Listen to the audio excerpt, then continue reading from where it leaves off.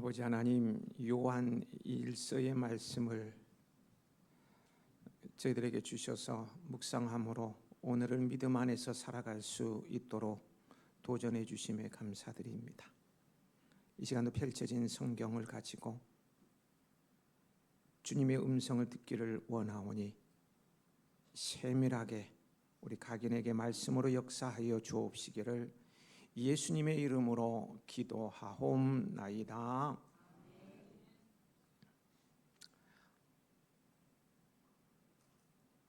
예수님께서 승천하시기 전에 제자들에게 중요한 약속을 하나 하셨습니다.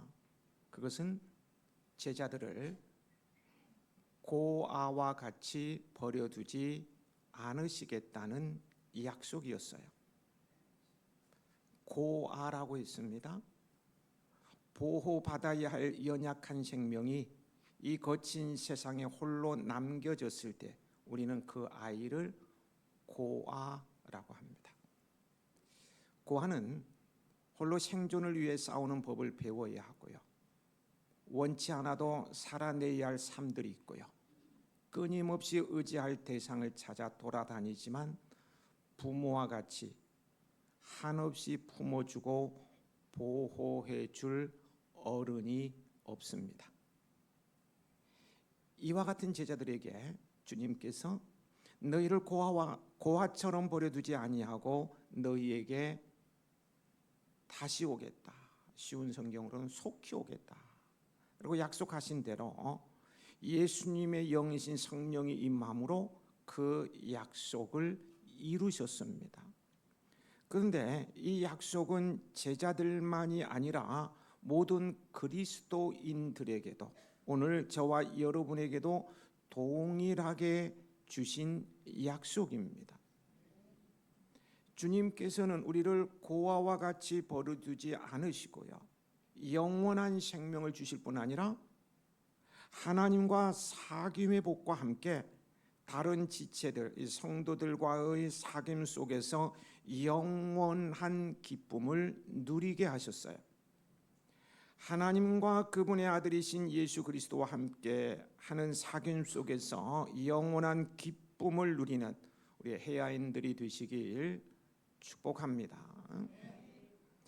성도 간에도요, 헤어지면 만나고 싶고 만나면 얘기하느라고 시간 가는 줄도 모르는 행복한 사귐이 있는 우리 공동체.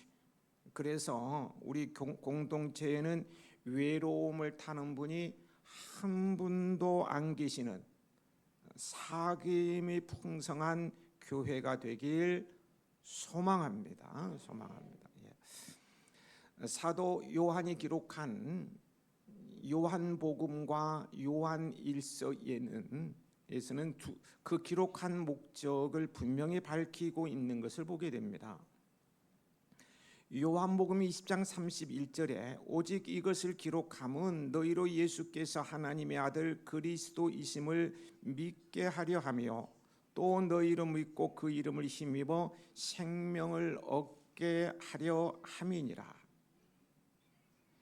요한복음이 기록한 목적은 아직 예수님을 모르는 사람들, 즉 하나님과의 관계가 회복되지 못한 사람들이 이 말씀을 읽고 예수님에 대해서 알고 하나님과의 관계가 회복되어 영원한 생명을 얻는 것입니다. 요한 1서의 목적은 조금 다릅니다. 요한일서 5장 13절에 내가 하나님의 아들의 이름을 믿는 너희에게 이것을 쓰는 것은 너희로 하여금 너희에게 영생이 있음을 알게 하려 함이라. 말씀의 첫 독자가 다릅니다. 요한복음은 믿지 않는 사람이고요. 믿지 않는 사람들에게 쓴 편지고요. 요한일서는 믿는 사람들입니다. 이게 다르다는 거예요. 이미 영생을 가지고 있는 사람들에게 예수님을 믿으면 영생을 가지고 있는 거잖아요. 여러분 영생이 있으시죠? 어떻게 아멘이 시원치 않네. 어떻든 간에 영생을 가지고 있는 사람들에게 그들에게 영생이 있다는 것을 알게 하고 그 확신 가운데 거하도록 하기 위해서 요한 1서를 기록했습니다.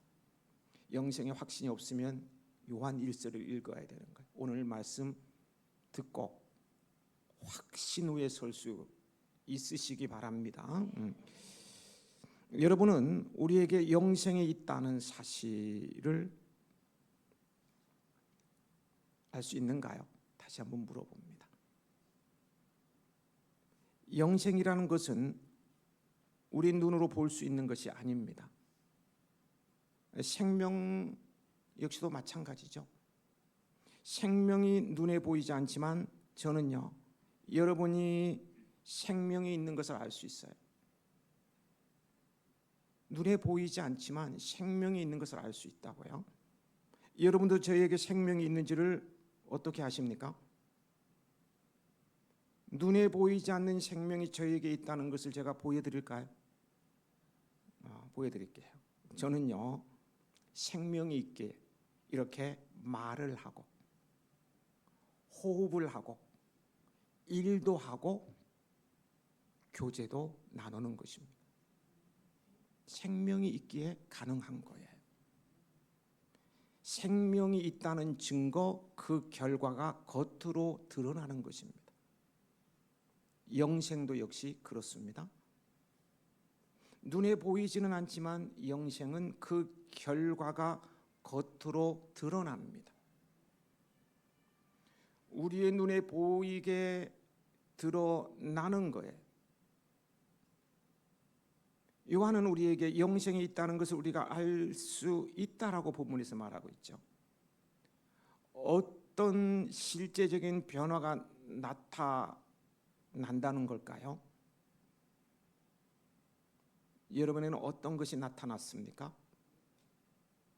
영생을 얻은 사람, 즉 구원을 받은 사람은 뭔가 달라집니다. 그것이 무엇일까요?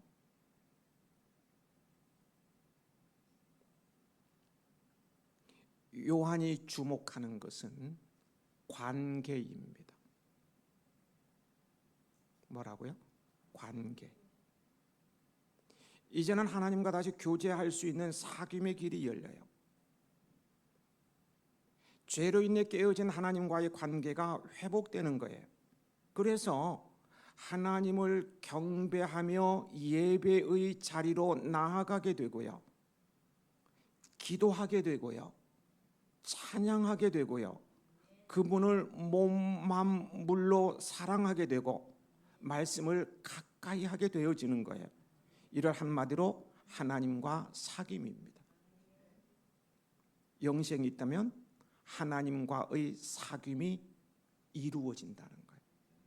보여진다는 거예요. 근데요, 이 사귐은 예수 그리스도를 통해서만 가능합니다. 사도 바울은 디모데전서 2장 5절에서 하나님은 한 분이시요 또 하나님과 사람 사이의 중보자도 한 분이시니 그 사람이신 그리스도 예수라고 하면서요, 예수님의 인성에 대해서 강조합니다. 예수님께서 사람이셨다는 거예요. 사람이신 그리스도 예수가 사람과 하나님 사이의 중보자가 되신다는 말입니다. 요한도요 1절부터 3절에서 예수님의 사람 되심에 대해서 반복하여 거듭 강조하는 것을 우리는 보았습니다. 사람 되심을 지난 시간에 보았어요.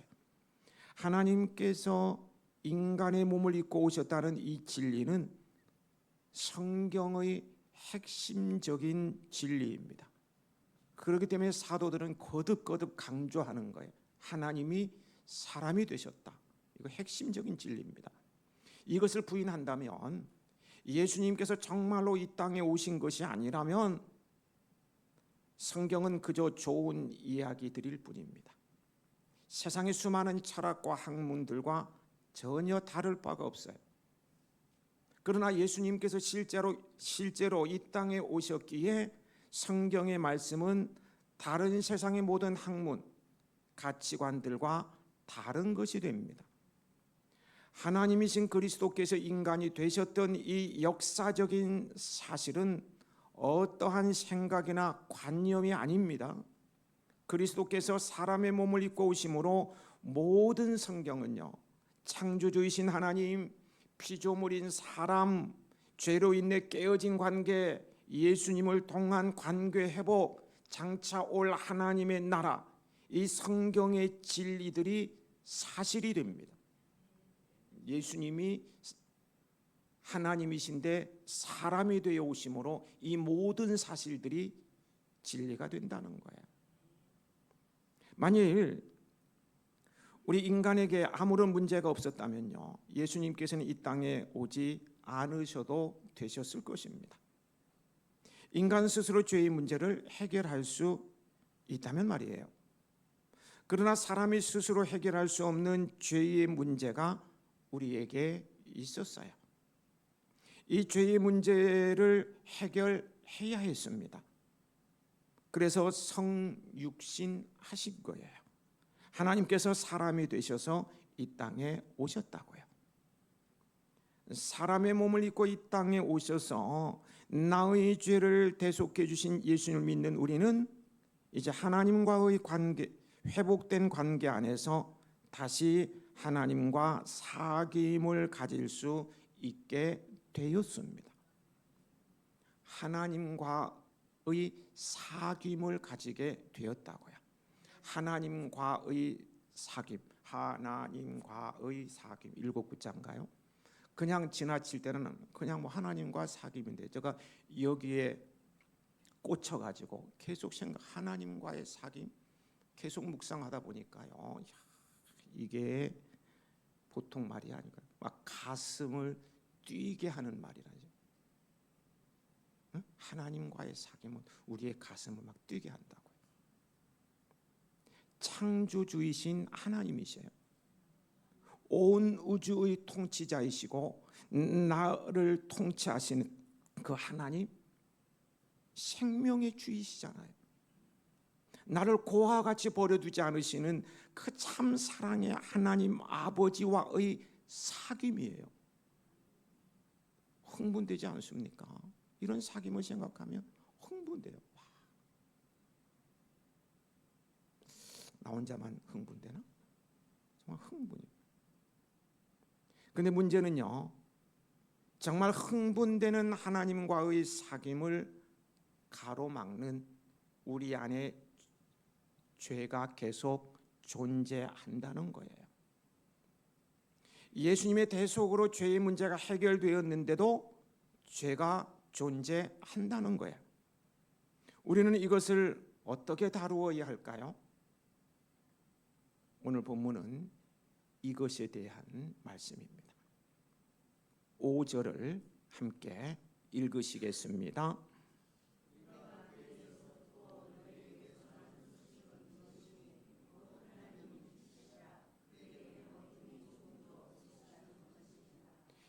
요한이 예수님에게서 듣고 전하는 소식이 있습니다. 하나님은 빛이시다라는 거예요. 하나님께서는 빛이시기 때문에 어두움이 조금도 없으십니다. 따라서 우리가 빛이신 하나님과 사귀기 위해서는 빛 가운데 거해야 합니다. 빛이 거룩이라면 어두움은 죄입니다. 빛이 진리라면 어두움은 무지와 불신앙이에요. 빛 가운데서 죄는 힘을 잃지만 어둠 속에서는 마음껏 활보합니다. 그래서 대부분의 죄악은요, 어둠 속에서 밤중에 일어납니다. 하나님께서 빛이시기에 어둠이 없으시기 때문에 우리는 빛 가운데 거해야 합니다. 어두움 가운데 있으면 안 돼요. 왜 안 돼요? 6절입니다. 6절을 함께 읽으시겠습니다.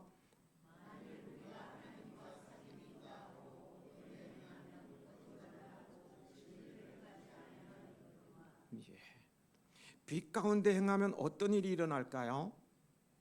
요한은 두 가지의 일이 일어난다고 말합니다. 나에게도 이 두 가지 일이 일어나는지 보십시오. 7절입니다. 함께 읽으시겠습니다.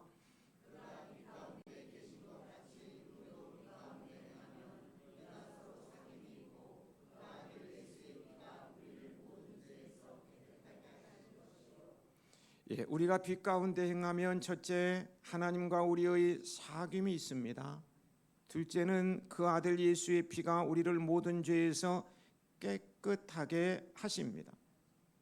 여러분 기억하십시오. 우리는 죄를 갖고서는 하나님을 만날 수 없어요. 하나님과 사귐을 가질 수 없다는 거예요. 하나님께서 보지 못하셔서, 듣지 못하셔서, 손이 짧아서 우리와 사귀지 못하는 것이 아니에요. 단지 우리의 죄악이 우리와 하나님 사이를 벌려놓았고, 우리 손의 피가, 우리 입술의 거짓이 하나님을 만나지 못하게 하는 것이라고 이사야 59장 1절에서 3절에 증언하고 있어요. 분명히 말하고 있다고요. 또 우리가 빛 가운데 행하면 예수님의 피가 우리를 모든 죄에서 깨끗하게 하십니다. 여기서 모든 죄, 모든 죄라고 한 것에 우리는 주목할 필요가 있어요. 예수님의 사랑과 하나님의 사랑은 죄의 범주에 제한을 두시지 않아요. 또한 죄의 숫자의 한계를 정하시지 않습니다. 십자가 앞에서 용서받지 못할 죄는 없어요. 저와 여러분의 죄가 아무리 악취가 난다고 해도 예수님의 보혈은 우리를 정결하게 합니다. 어린아이들을 키워보셨죠? 어린아이가 똥을 싸고 그 똥을 가지고 만지작 거면서 온몸에 다 바르면 부모는 어떻게 합니까? 이놈의 자식 그냥 더러워서 못 살겠네. 귓밤새기 갈기고 내쫓습니까? 안 그렇잖아요. 똥을 싸도 이쁘기만 해. 그래서 엉덩이에 탁탁 때려주면서 어떻게 몸을 깨끗이 씻기는 것처럼 하나님께서 우리를 사랑하시기에 악취가 나는 우리의 더러운 죄를 먼저 씻기십니다. 더러운 죄는 무엇으로 씻어야 합니까? 흠없고 거룩한 어린 양의 보혈의 피입니다.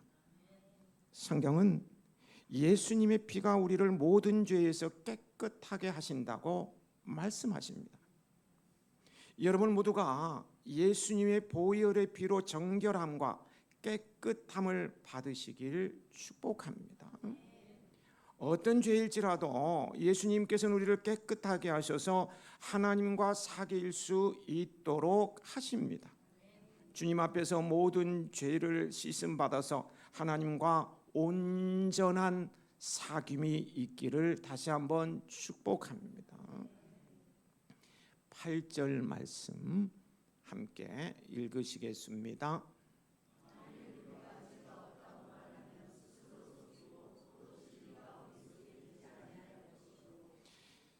요한은 만약 자신에게 죄가 없다고 말한다면 스스로 속이는 자라고 지적합니다. 사람은 죄를 의식하지 못할 수 있어요. 하지만요, 의식하지 못한다고 해서 죄로부터 자유롭게 되는 것은 아니에요. 만일 우리 속에 죄가 없다고 한다면 예수님의 피, 그 보혈의 피가 우리를 깨끗게 하시는 그 놀라운 은혜를 경험할 수 없습니다. 내가 죄인이라는 사실을 느낄 때, 죄인 중에 괴수라는 사실을 뼈저리게 느낄 때 하나님의 구속의 은혜가 너무 감격스러운 거예요. 안 그렇습니까? 그 놀라운 은혜에 밤새도록 울게 되는 거예요. 저도 밤새도록 울었어요. 울 수밖에 없더라고. 물론요, 우리가 인격적으로 예수 그리스도를 구주로 영접하면 그분이 나를 위해 십자가에서 죽으시고 살아나셨다는 것을 믿으면 말입니다. 영생을 얻고 하나님의 자녀가 되어요. 예수님께서 십자가에서 과거, 현재, 미래의 죄까지 속량하셨어요. 그것은 맞는 말입니다. 틀림없어요. 하지만 그것이 우리에게 죄가 없다는 것을 말하는 것은 아닙니다. 8절에서 말하고 있는 죄는요, 아담이 최초로 지은 원죄를 말하는 것이 아니에요. 우리가 흔히 지을 수 있는 자범죄, 우리가 하루에도 몇 번씩 지을 수 있는 자범, 말로도 행동으로 눈빛으로도 마음속으로도 지는 죄들 많지 않습니까? 흔히 지을 수 있는 자범죄를 의미하는 거예요. 우리는 모두 예수님을 영접하고 하나님의 자녀가 되었어요. 예수님께서 베푸신 십자가의 구원이 우리를 과거, 현재, 미래의 죄로부터 자유롭게 하셨어요. 심판의 문제도 해결되었어요. 우리의 신분에는 전혀 변화가 없어요. 그러나 변화가 없지만 그 신분에 합당한 삶을 살기 위해서 우리는 매일 우리의 연약함 속에 무너지는 부끄러움, 죄에 대해서 고백해야 합니다. 9절을 함께 읽으시겠습니다.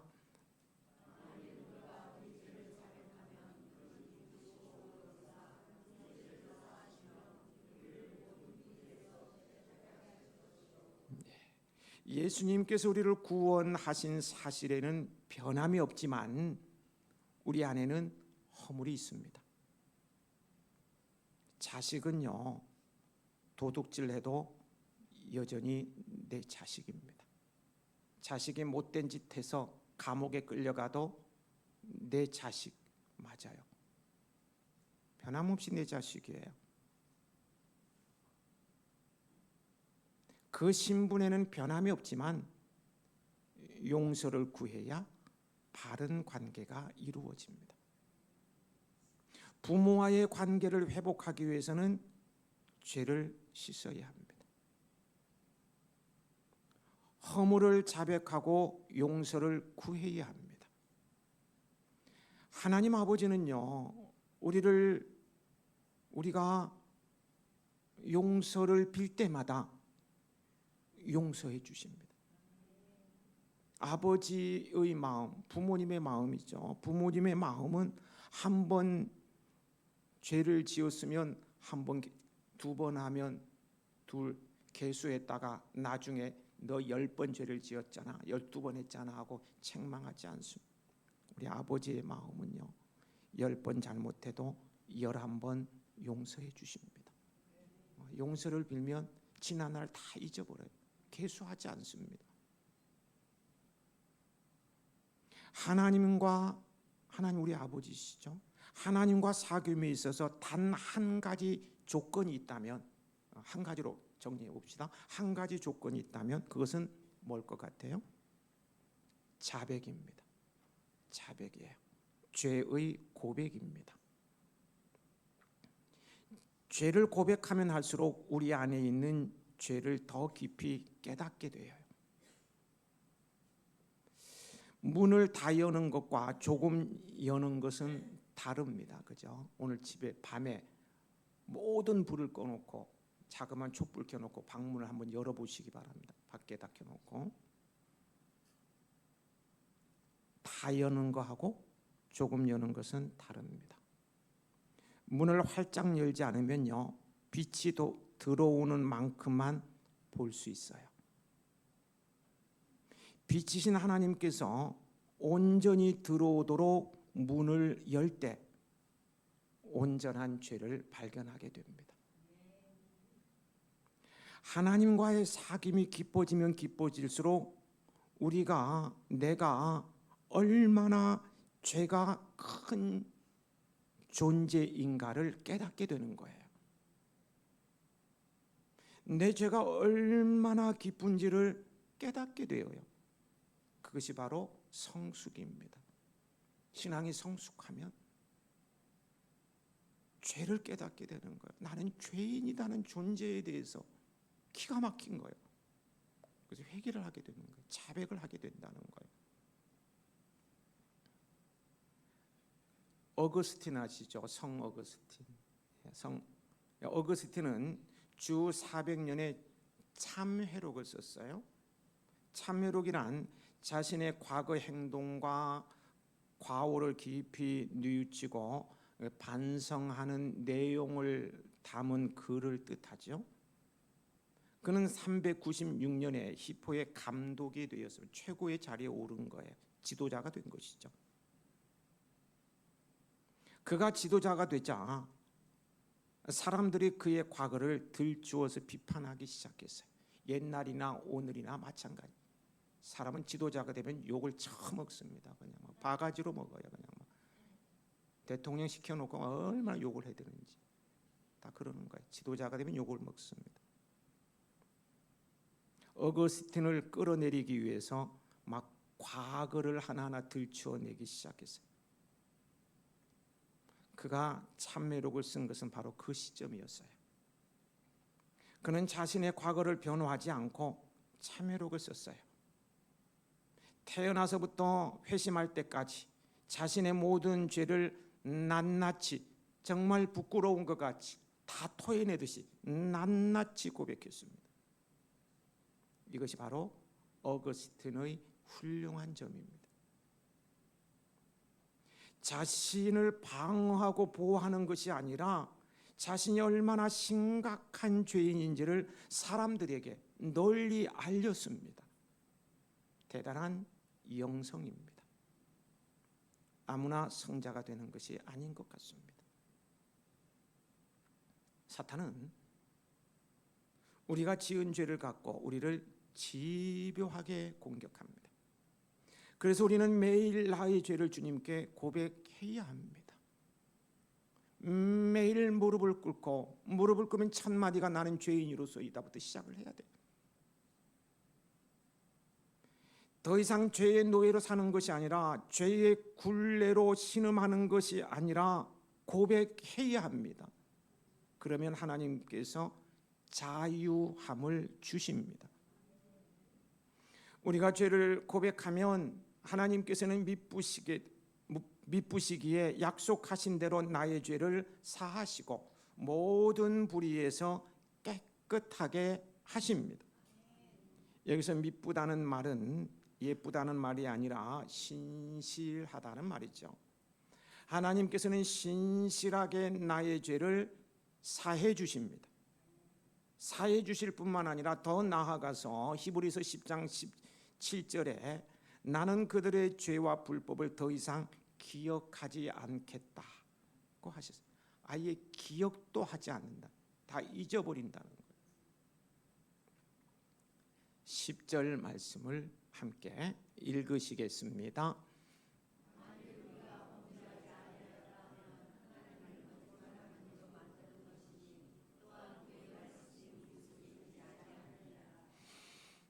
지난주에 이제 강의는 계속 이어집니다. 빠지면 손해요. 다음 주 빠지지 마시기 바랍니다. 지난주에 영주주의에 대해서 말씀을 드렸습니다만 영주주의자들은 우리의 영은 선하고 육은 악하기 때문에 선한 영은 육신의 영향을 받지 않는다고 주장했습니다. 다시 말하면요, 내가 지금 죄를 짓는 것은 육신이 짓는 것이지 영혼은 상관없다는 거예요. 그렇기 때문에 자기가 죄를 짓고 있으면서도 죄를 짓는 것이 아니라고 말합니다. 죄를 지은 적이 없다는 거예요.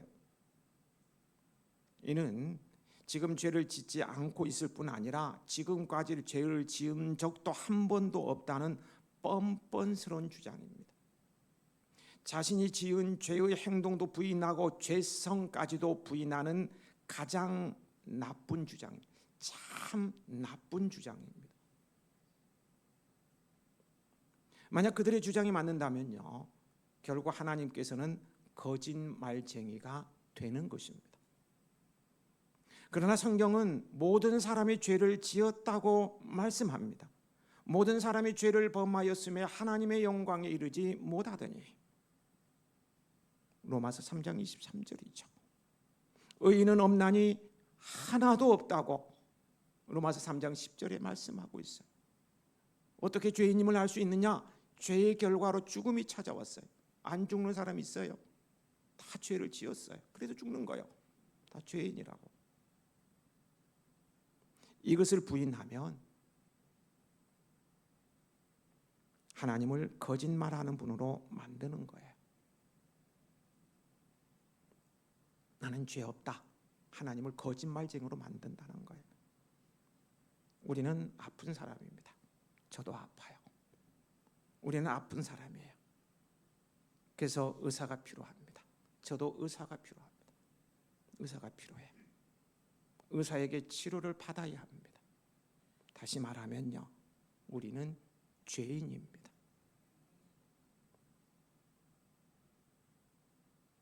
그런데 죄를 벗기가 너무 어렵습니다. 아니, 불가능합니다. 치료받아야 되는데 불가능해요. 우리에게는 예수님이 필요합니다. 주님의 십자가의 보혈이 필요합니다. 그 보혈이 우리 죄를 깨끗하게 하십니다. 죄가 없다고 주장하는 것은 내 자신을 속이는 거예요. 가장 나쁜 사람이에요.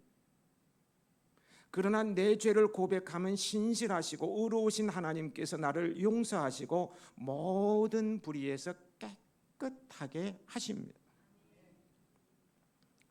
최초로 여성 노벨 문학상을 받은 스웨덴의 라게 롤레프가 쓴 진홍 가슴새라는 동화가 있습니다. 하나님께서 세상 만물과 동식물들을 지으실 때 잿빛털을 가진 조그만 새 한 마리를 만드시고는요, 진홍 가슴새라고 이름을 붙여 주셨어요. 보셨어요? 보여드릴까요? 영상실 사진 한번 올려주시겠어요? 보이십니까? 예, 진홍 가슴새입니다. 그냥 닫지 말고 그냥 놔두세요. 이 새가 하나님께 물었습니다.